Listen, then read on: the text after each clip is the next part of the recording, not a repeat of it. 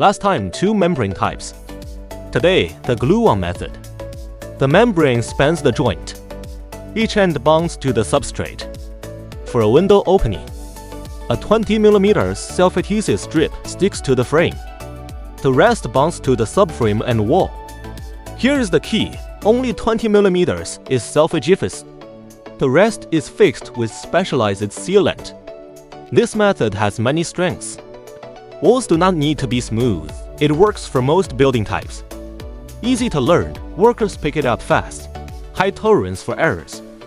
Membrane plus sealant. Dual airtightness and waterproofing. Strong puncture resistance. It has limits too. 2 separate steps. Glue first, then membrane. If workers are new, labor costs go up. The sealant needs time to cure. So choose based on your project.